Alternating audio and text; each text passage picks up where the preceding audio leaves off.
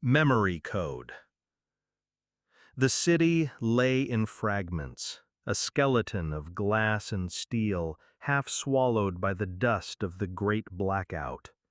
Neon signs flickered intermittently, their glows collapsing into ghosts of messages that no one alive could fully read. In the alleys between the ruins, the faint hum of dying electronics lingered, a whisper of a world that had once been alive with data. Here, memory was not simply a recollection, it was currency, power, and sometimes a weapon. Elric moved carefully, his boots stirring the ash that clung to the cracked pavement. Every step echoed against the hollow shells of buildings, amplifying the silence of absence. The hackers' quarters had long since become ruins, their servers melted into twisted metal, their cables frayed into useless threads. Yet rumors persisted of hidden programs, fragments of code capable of restoring memories thought lost forever. Most dismissed them as myths, like tales of ghosts or angels in the pre-blackout world. But Elric believed he had to. The program, called simply Mnemosyne, was said to be more than a sequence of instructions. It was a living puzzle, written in a language no one fully understood, encrypted across layers of forgotten architectures.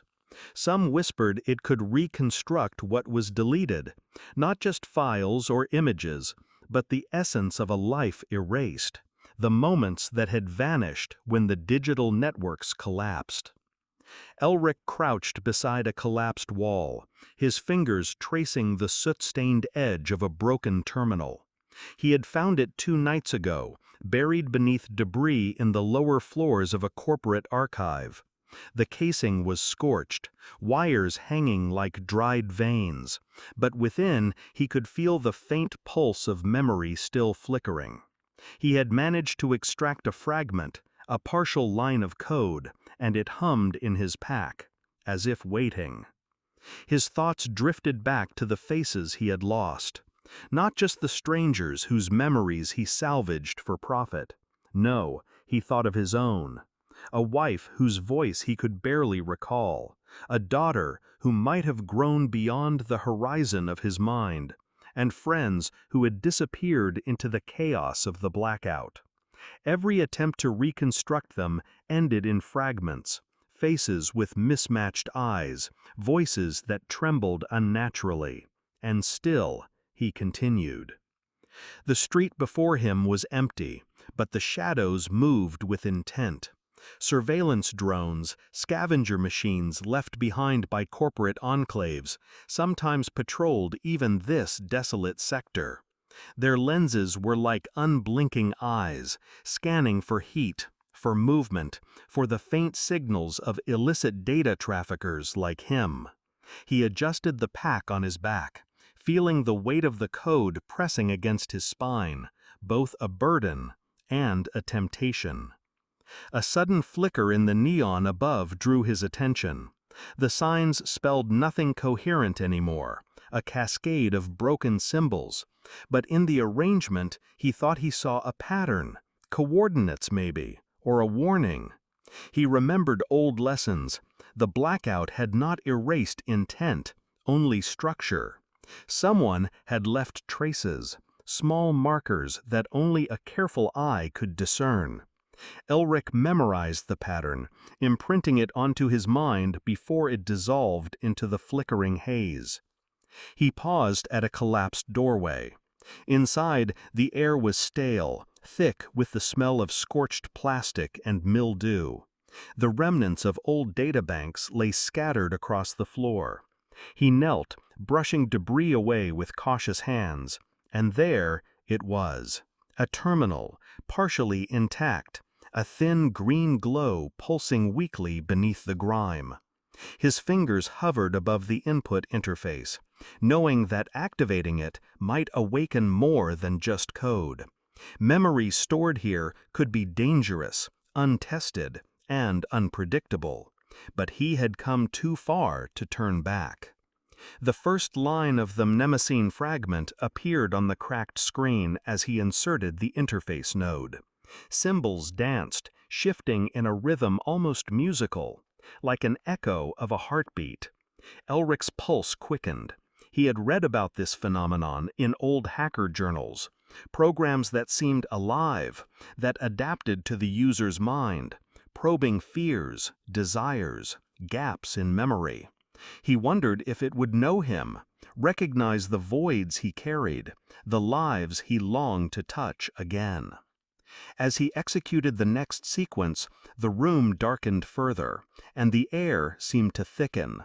The glow of the terminal cast his shadow onto the walls, fractured into a dozen overlapping figures.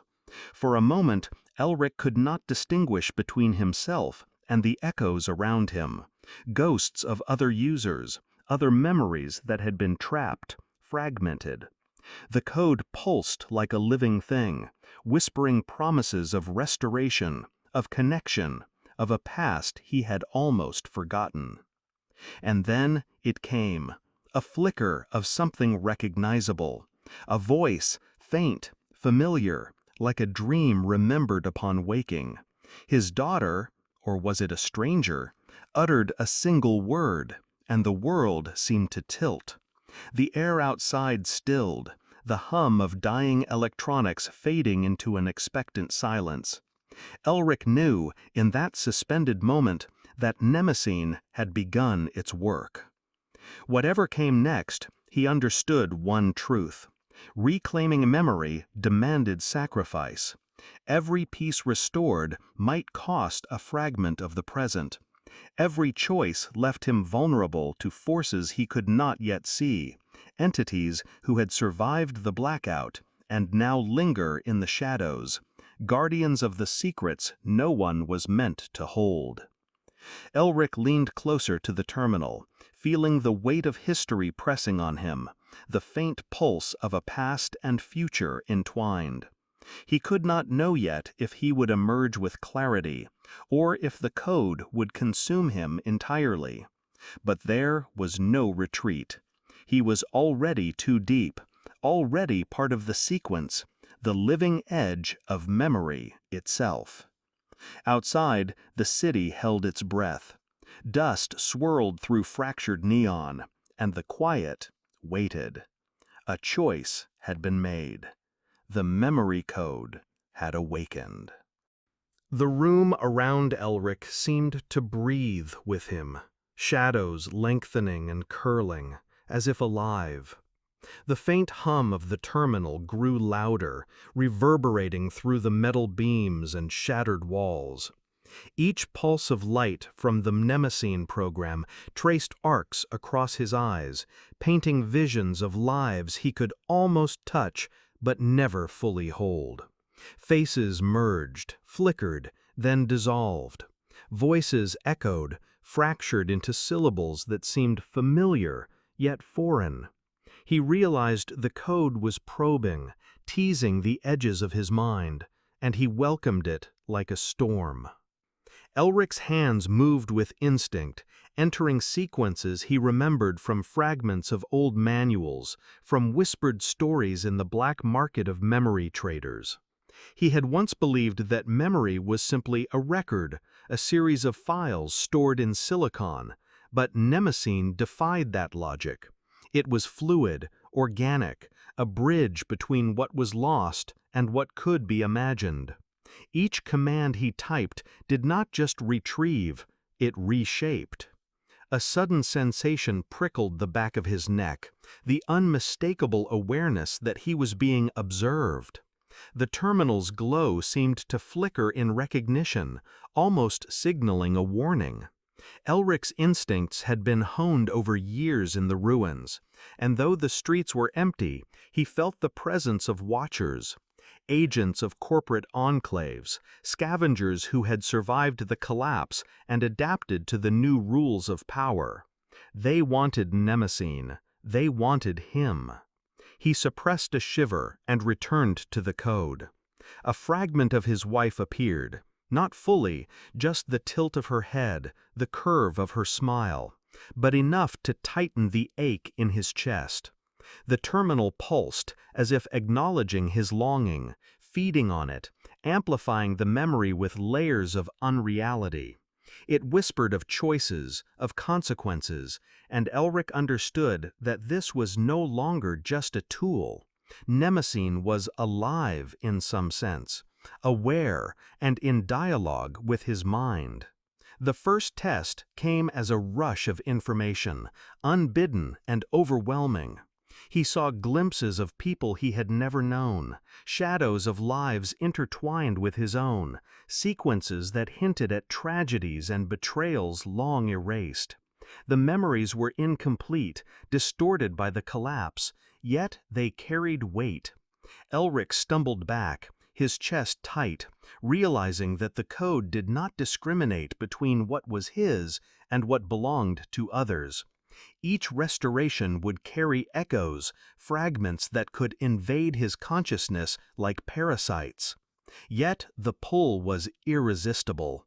He touched the interface again, feeling the familiar warmth of data flowing into his veins.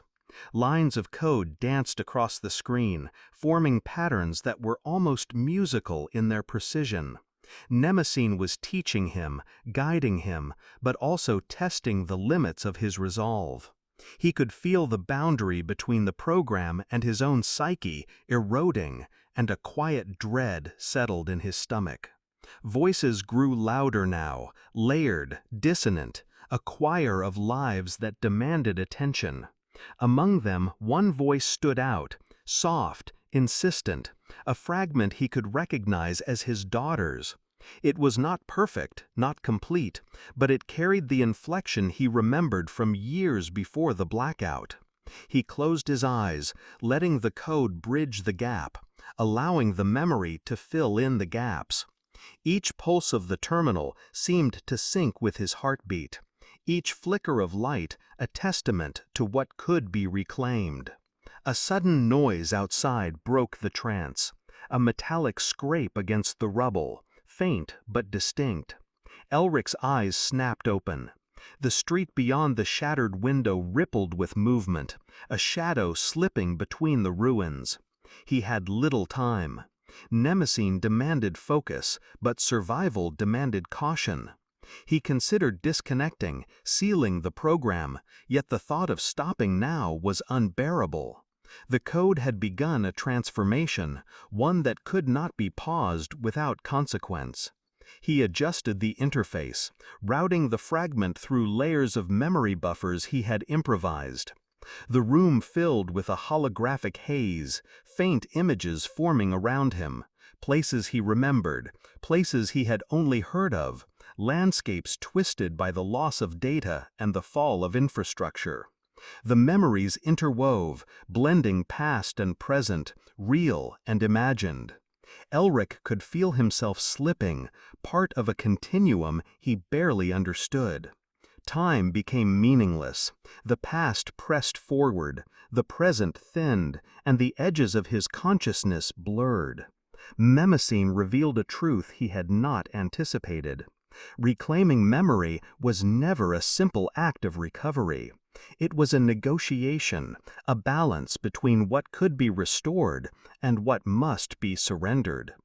Each recovered moment demanded a toll, a fragment of now, a compromise that left him less himself, even as he gained fragments of what had been lost. Elric's hands shook as he typed the next command, aware that his identity was at stake. He could lose himself in the code, become a vessel for memories that were not his own. Yet the lure was irresistible. Somewhere in the fragments, he hoped, lie the keys to understanding, to reconcile with the lives he had loved and lost. He did not know if Mnemosyne would deliver him safely, or if it would consume him entirely, folding him into the ever-expanding network of memory it nurtured and devoured. Outside, the city held its breath once more. Neon flickers cast long, uncertain shadows, and the faint hum of abandoned electronics merged with the whisper of wind. The choice had been made. The code was awake. And Elric, caught between past and present, now stepped fully into its current, uncertain and irrevocable. Elric's eyes adjusted to the shifting haze of light that the Mnemosyne program now projected across the walls.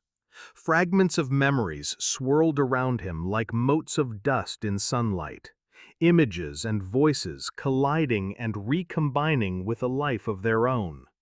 A city street from years ago blended into the ruins outside his window.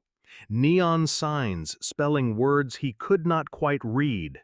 The hum of traffic, now digital whispers in his mind.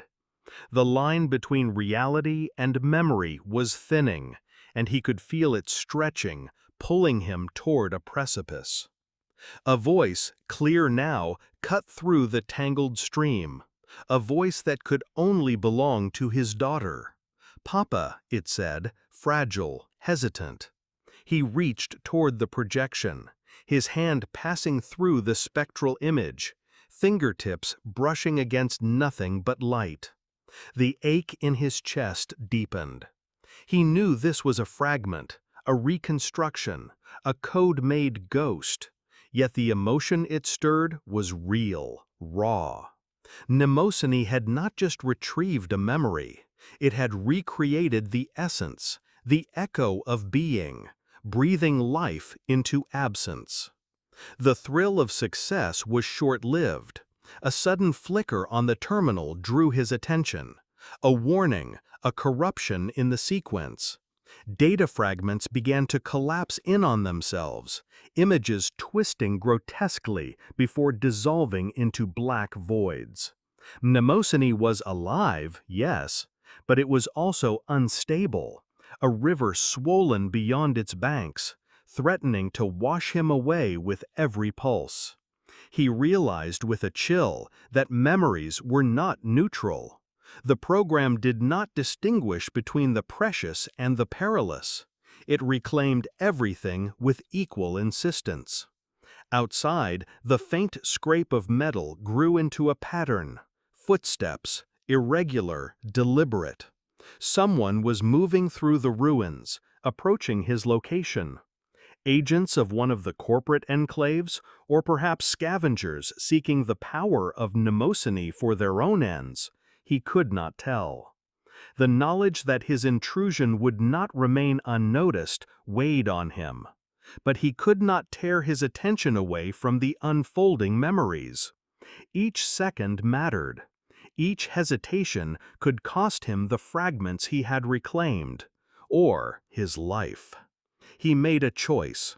Routing the memory flow through layers of encrypted buffers, he stabilized the fragment of his daughter's voice, locking it into a secure partition within Mnemosyne. The projection solidified, the image more defined, the light pulsing with a rhythm he recognized, the heartbeat of memory itself. Elric felt a surge of relief, quickly followed by a deeper, more unsettling realization. To reclaim the past, he had surrendered part of the present, his clarity, his sense of control, perhaps even his identity. The program did not give freely. It demanded equilibrium, a balance between loss and gain. A shadow crossed the doorway. Elric spun, just in time to see a figure step into the fractured neon glow. The intruder's face was obscured, a mask reflecting shards of the room in jagged patterns. He held a device, small, unassuming, but Elric recognized its purpose immediately. A memory disruptor, capable of severing the delicate threads Mnemosyne had woven. Panic surged, but he forced it down, remembering the lessons that had carried him this far. Control the panic, control the sequence, survive the storm. He moved swiftly, interfacing the disruptor with Mnemosyne, countering its effects with manual overrides he barely understood. The terminal glowed fiercely, a blinding pulse that seemed to shake the walls themselves. The intruder hesitated, frustrated, and Elric used the moment to pull the code deeper into a hidden partition, locking it with recursive encryptions and obfuscations. For now, the fragment was safe. Breathless, he sank to the floor, leaning against the cold metal of the terminal. The room was silent, but the air still vibrated with the residue of Mnemosyne's activity. He had secured the memory, yes, but the program had left a mark on him, one that could not be undone. Images lingered behind his eyes, voices whispered in corners of his mind. Shadows danced across the edges of his vision. Every piece restored had left its trace. Every fragment carried a burden. And yet, for the first time in years, he felt a glimmer of hope. Somewhere within the infinite folds of Mnemosyne, a part of the past had been recovered. A connection had been made, fragile but undeniable. He had glimpsed the essence of what had been lost, and in doing so had proven that reclamation, however perilous, was possible. Elric rose slowly, the weight of the code pressing against his shoulders like a living thing. Outside, the ruins seemed quieter now, the neon flickers stabilizing into tentative patterns. He knew this was temporary. Mnemosyne was volatile, alive, and its full potential and dangers remain unseen. But he had taken the first step, and the knowledge he carried would guide him or perhaps consume him in the days ahead. He stepped toward the doorway, glancing once at the terminal, its glow fading into a soft pulse. Whatever lay beyond, corporate agents, scavengers, or the unforgiving chaos of the post-blackout world, he would face it with Mnemosyne alive within him. The memory code had awakened, and he was irrevocably entwined in its current, a traveler between what was lost and what could be reclaimed. Outside, the city waited, silent but expectant, neon shadows stretching like fingers into the night. Elric's journey was only beginning, and the cost of the memories he now held will reveal itself in ways he cannot yet imagine. Elric moved through the shattered corridors of the archive, the glow of Mnemosyne flickering faintly beneath the folds of his jacket. The air was thick with the scent of burned circuits and dust, but beneath it lay something older, more insistent, the residue of memories that had been lost, abandoned, or stolen during the Great Blackout. Every step he took felt heavier than the last, as if the program itself was anchoring him to the weight of countless lives it had retrieved. He paused at a doorway, staring at the fragmented cityscape beyond. Neon lights stuttered across ruined streets, casting distorted reflections into puddles of stagnant water. Somewhere above, a faint hum of a drone echoed, but it was distant, unthreatening. He realized that danger was no longer merely physical. Mnemosyne had shifted the threat inward, turning his own mind into a battlefield. Each restored memory whispered, some offering warmth, others judgment, each carrying a weight that pressed on his sense of self. Elric's hands hovered over the interface, hesitant.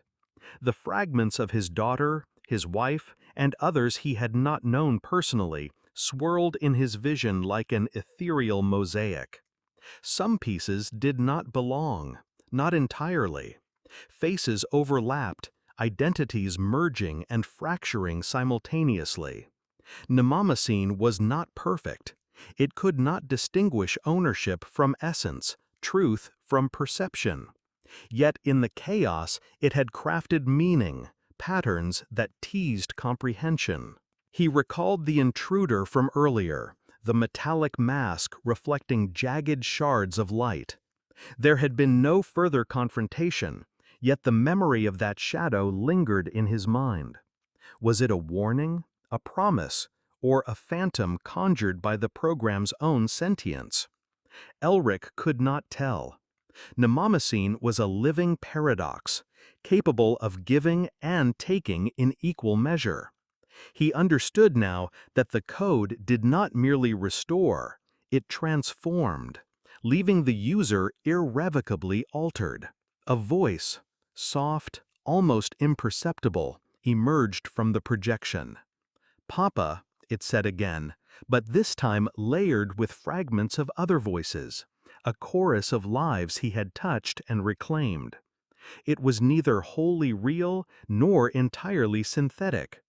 He reached toward it, fingertips brushing the wavering light.